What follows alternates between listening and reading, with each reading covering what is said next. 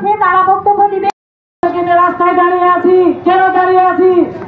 শিক্ষা যদি আর আমাদের প্রত্যেকটা পরিচালক তারা ছোট কচিকাঁচা বাচ্চা নিয়ে আমাদের আজকে মাঠে নামতে হয়েছে। এই রোদ বৃষ্টির মূল কেন মাঠে নামতে হয়েছে? এখন আজ আমাদের বাচ্চারা আজকে স্কুল করার কথা, আজকে তাদের ক্লাস করার কথা, আজকে কেন মাঠে?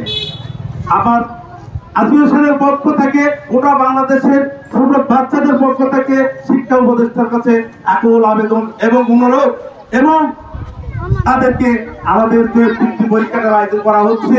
আপনাদের সঙ্গে তারাও বাচ্চারাও পরীক্ষা দিবে, এই ব্যবস্থাটা নেবেন আপনারা।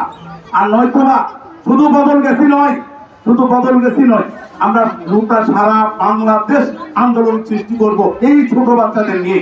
তাদেরকে ছোট বাচ্চাদের বৈষম্য করার কোন অধিকার কারো নেই, আপনাদেরও নেই। এখন থেকে তারা বৈষম্যকারী যদি তাদের মাথায় যদি ঢোকানো হয় যে এদের মধ্যে একই শিক্ষা প্রতিষ্ঠানে একই দেশে দুই রকম কার্যকলাপ ব্যবহার করা হয়, তাহলে তো এই বাচ্চারা কি করবে? ভবিষ্যতে তারা কি শিখবে? এটা আপনাদের মাথায় রেখে সংক্ষিপ্ত আমার বক্তব্য এখানে শেষ করতেছি। আমার আবেদন, তো বাংলাদেশে 16 কোটি প্রাথমিক শিক্ষার্থী আছে। 16 কোটি প্রাথমিক শিক্ষার্থী বিভিন্ন প্রতিষ্ঠানে তারা শিক্ষা গ্রহণ করছে। এর মধ্যে 13 কোটি শিক্ষার্থী বেসরকারি প্রতিষ্ঠানগুলোতে তারা বিভিন্ন শিক্ষা প্রতিষ্ঠানে তারা শিক্ষা গ্রহণ করছে। মাত্র 3 কোটি শিক্ষার্থী সরকারি প্রাথমিক বিদ্যালয়ে তারা পড়াশোনা করছে। কিন্তু বাকি 13 কোটি তারা কি অন্যায় করেছে? তাদেরকে কেন সরকারি বৃত্তি পরীক্ষায় অংশ নিতে দেওয়া হচ্ছে না? আমাদের এই বাচ্চারা কি মৌলিক অধিকার, আমাদের শিক্ষার অধিকার মৌলিক অধিকার, কেন তারা এই মৌলিক অধিকার থেকে বঞ্চিত? কেন তারা আমার এই বাচ্চারা মৌলিক অধিকার থেকে বঞ্চিত হবে? কেন তাদেরকে তাদের ন্যায্য অধিকার দেওয়া হচ্ছে না? আমাদের বাংলাদেশে প্রত্যেকটা বাচ্চা যখন জন্মগ্রহণ করে তারা জন্মের নিবন্ধন পায়। প্রত্যেকটা বাচ্চাকে নিবন্ধন দেওয়া হয়। তাহলে যদি নিবন্ধন তারা পায়, অবশ্যই তারা বাংলাদেশের নাগরিক।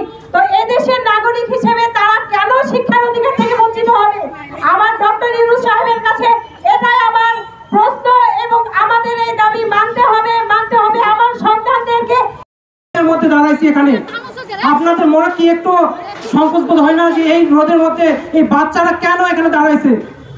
আমি বলতে চাই, এই 5 আগস্টের পর থেকে যে বৈষম্যের বিরুদ্ধে আমরা আন্দোলন করে নতুনভাবে স্বাধীনতা অর্জন করেছি, এ বারবার কখনো শিক্ষক, কখনো ছাত্রছাত্রী, কখনো অভিভাবক এই রাস্তায় নেমে আসতে হয় কি জন্য?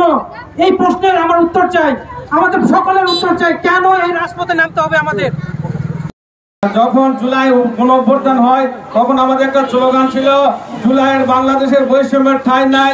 এই প্রতিবাদের আলোকে আমাদের বাংলাদেশ নতুনভাবে প্রতিষ্ঠিত হয়েছে। তাহলে নতুনভাবে যদি আমাদের বাংলাদেশ প্রতিষ্ঠিত হয়ে থাকে, তাহলে আমাদের পঞ্চম শ্রেণীর যে ছাত্রছাত্রী আছে তারা বাংলাদেশে এই সরকারি বৃত্তি পরীক্ষায় কেন অংশগ্রহণ করতে পারবে না? আমি বদলগাছি ইউনো মহাদের মাধ্যমে শিক্ষা উপদেষ্টা এবং প্রধান উপদেষ্টা বরাবর বলতে চাই, কেন আমাদের বৈষম্য? কেন যে আমাদের কিন্ডারগার্টেন স্কুলে বেসরকারি বাচ্চাদের স্কুলের প্রতি এত বৈষম্য? আপনারা বৈষম্য করে না। একটা মায়ের যদি 2টি সন্তান থেকে থাকে, তারা যদি পিতামাতা সকলে মিলে ওই 2টি সন্তানকে লালন পালন করে বড় করতে পারে, তাহলে আমাদের বাংলাদেশের যতগুলা পঞ্চম শ্রেণীর ছাত্রছাত্রীর বৃত্তি পরীক্ষা অংশগ্রহণ করতে ইচ্ছুক, তাদের কেন আপনারা সৎ মায়ের মতো ব্যবহার করতেছেন? আমার বোধগম্য হয় না। আমি জোর দাবি জানাচ্ছি, আমাদের বদলগাছি উপজেলা সহ সারা বাংলাদেশের যত পঞ্চম শ্রেণীর ছাত্রছাত্রী আছে তাদেরকে বৃত্তি পরীক্ষায় অংশগ্রহণ করার জন্য বিনীতভাবে অনুরোধ করছি। যদি আপনারা আমাদের এই দাবি